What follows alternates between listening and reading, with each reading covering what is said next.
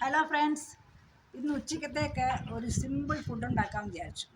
ഞാൻ നോക്കിയപ്പോൾ വെജിറ്റബിൾ ഒന്നുമില്ല വീട്ടിൽ, മീനില്ല, ഇറച്ചിയില്ല. അപ്പോൾ എന്തെങ്കിലും വേറൊരു സിമ്പിളായിട്ടുള്ള സാധനം ഉണ്ടാക്കാൻ വിചാരിച്ചു.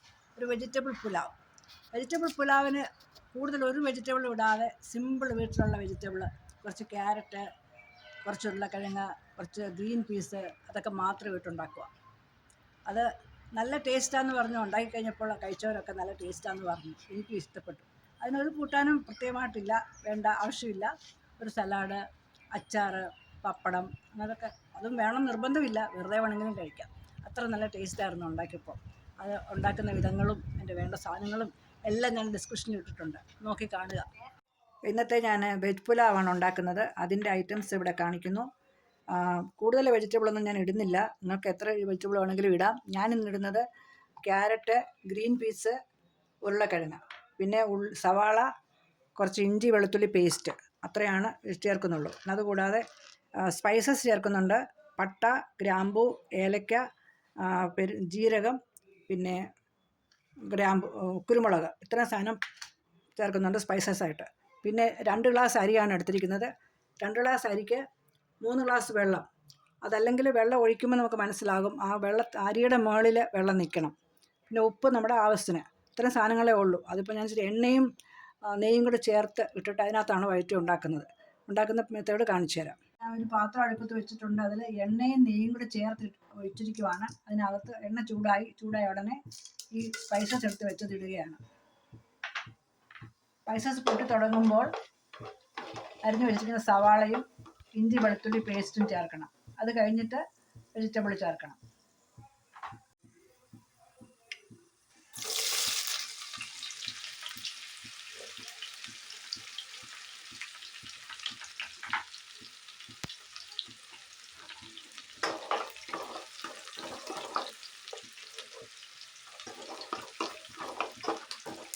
ഉള്ളി ചെറുതായിട്ടൊന്ന് വഴറ്റിയാൽ മതി, ഒരുപാടൊന്ന് ചുമന്ന് പോകുമൊന്നും വേണ്ട. ചെറുതായിട്ടൊന്ന് വഴറ്റിയാൽ മതി. സിമ്പിളായിട്ടുള്ളൊരു വെജിറ്റബിൾ പുലാവാണ്. നമുക്ക് പെട്ടെന്ന് ഉണ്ടാക്കാനായിട്ട്, വേറെ ഒന്നും കൂട്ടാനില്ല, അങ്ങനെയൊക്കെ വരുന്ന സമയത്ത് പെട്ടെന്നൊന്നും ഉണ്ടാക്കാൻ തോന്നിക്കുമ്പം ഉണ്ടാക്കാനായിട്ട് വേണ്ടി ഇത് ബാച്ചിലേഴ്സിനൊക്കെ ചെയ്യാവുന്ന കാര്യമാണ്.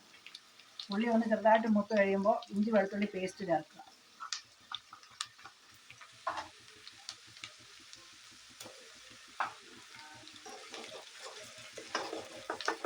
ഇഞ്ചി വെളുത്തുള്ളിൻ്റെ പച്ച മണം മാറണം, അതുവരെ ഒന്ന് വഴറ്റണം.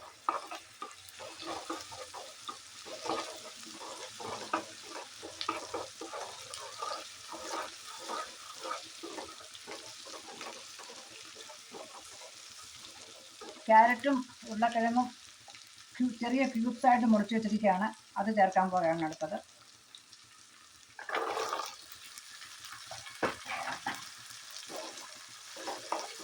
അതും വഴറ്റുക.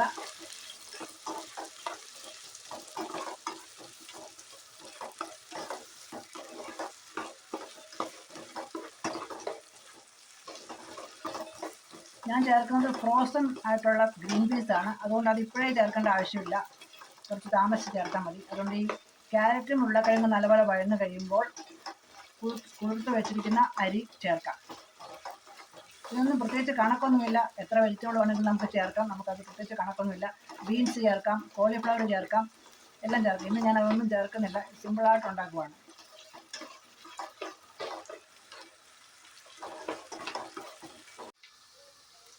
ആവശ്യത്തിനുള്ള ഉപ്പ് ചേർക്കുന്നു.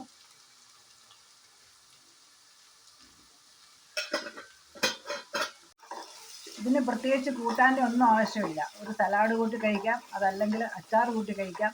പ്രത്യേകിച്ച് ഞാൻ പറഞ്ഞല്ലോ, പെട്ടെന്ന് ഉണ്ടാക്കുന്ന കാര്യമായതുകൊണ്ട് കൂട്ടാൻ വേണ്ടി ഒന്നും ശ്രമിക്കേണ്ട കാര്യമില്ല. ജോലിക്ക് പോകുന്നവരൊക്കെ പെട്ടെന്നൊന്നും ഉണ്ടായിക്കൊണ്ട് ടിഫിനകത്ത് കൊണ്ടുപോകാൻ നല്ലതാണ്.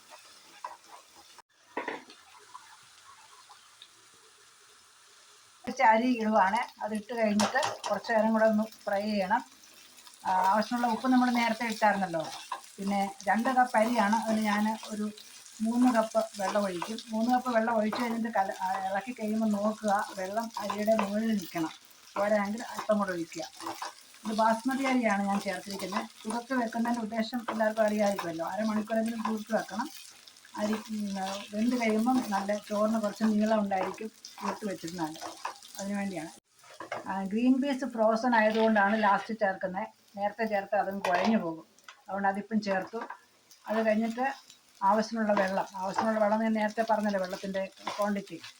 വെള്ളം ചേർത്തതിന് ശേഷം അല്പം നാരങ്ങാനീര് ചേർക്കുക. നാരങ്ങാനീരും ചേർത്ത് കഴിഞ്ഞതിന് ശേഷം ഹൈ ഫ്ലെയിമിൽ തന്നെ ഒരു 5 മിനിറ്റ് വെക്കണം. നല്ലപോലെ തിളച്ച് കഴിയുമ്പോൾ ഫ്ലെയിം കുറച്ചിട്ട് ഒരു മീഡിയം ടു ലോയിൽ വെച്ചാൽ മതി. അത് ഇടയ്ക്കൊക്കെ ഒന്ന് തുറന്ന് നോക്കി ഒന്ന് ഇളക്കി കൊടുക്കണം. അല്ലെങ്കിൽ ഇപ്പോൾ അടിക്ക് പിടിച്ചാൽ വെള്ളം കുറഞ്ഞു പോകുന്ന അറിയാനൊക്കത്തില്ലല്ലോ. ഓരോ അരിയുടെയും ഓരോ തരത്തിലുള്ള വേവായിരിക്കും. അപ്പോൾ അതനുസരിച്ച് നോക്കണം. ഇത് വെന്ത് പറ്റി ഇരിക്കുമ്പോഴാണ് ശരിയാവുന്നത്. വെള്ളം ചേർക്കുവാണേ.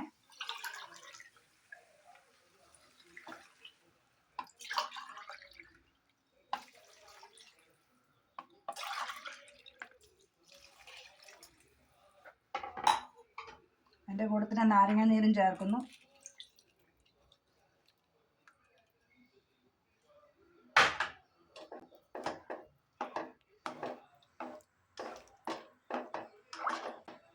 ഇപ്പോൾ എല്ലാം ചേർത്ത് കഴിഞ്ഞു.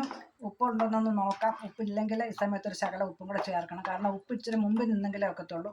നമ്മൾ സാധാരണ കൂട്ടാൻ വെക്കുന്ന പോലല്ല, ഇങ്ങനെ ഉണ്ടാക്കുമ്പോൾ ഉപ്പ് ഒരു കുറച്ച് മുമ്പിൽ നിൽക്കണം. ഉപ്പിൻ്റെ ടേസ്റ്റും കൂടെ നോക്കിയിട്ട് വേണമെങ്കിൽ അല്പം കൂടെ ഉപ്പ് ചേർത്തിട്ട് അടച്ചു വെക്കാം.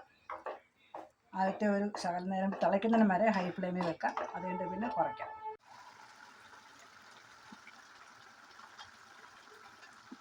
ഇപ്പം നമ്മുടെ പുലാവ് റെഡിയായി.